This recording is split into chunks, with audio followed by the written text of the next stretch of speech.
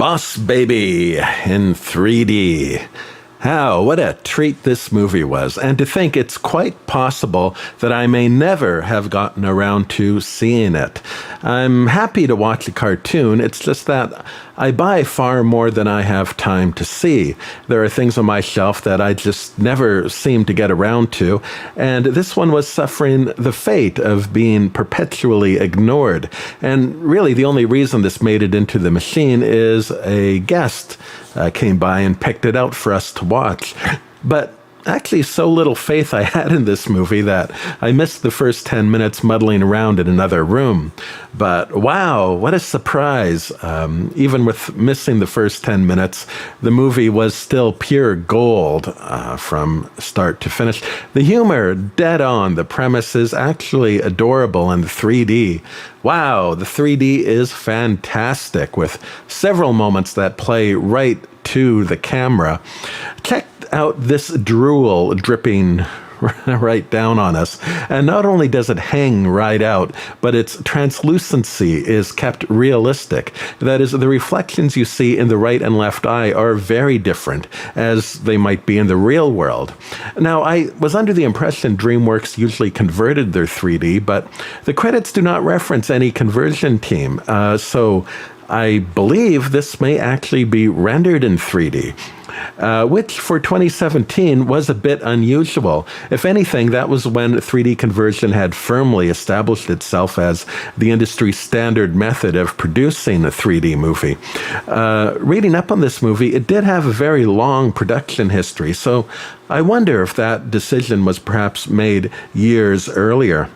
One of the reasons this worked well in 3D is also its high energy with lots going on, but, and this is an important but for 3D, the eye still has plenty of time to acclimate to the point of view. It tends to let things unfold in a single shot. Notice this moment where they're freaking out. There's no cutaways, no reaction shots, and when the emotion shifts, it tracks to the next position rather than gives us a hard cut, almost like watching a play.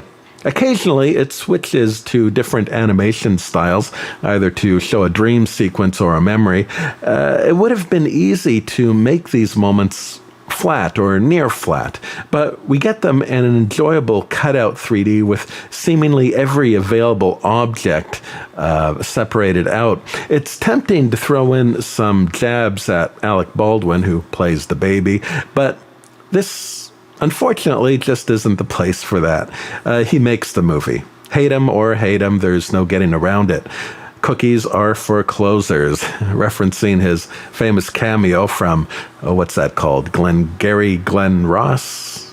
Which, if you've ever spent time in a sales position, carries a great deal of meaning. But for the most part, his character here seems to be pretty much the executive from that TV show 30 Rock, and somehow being in a diaper adds even more authenticity to that character. Now, it's a high-energy show, and I think the 10 minutes or so I missed may have been the slowest part of the movie. We don't have to wait long, though, for things to start being thrown around. Check out this bit where he's slinging things right at you, and this isn't even a featured moment. There's a bit of action most of the time, and the camera choices are frequently ever so slightly in your face, yet it manages to do this without being terribly obnoxious about it. But like any great show, it's never really about the hijinks. It's jealousy, it's territory, it's loss, it's friendship, and it's family. This is a story with two protagonists, really, and what's magical here is the problem they are trying to solve means something different to each of them. Pictures are better in stereo, but I noticed here that also so too are stories.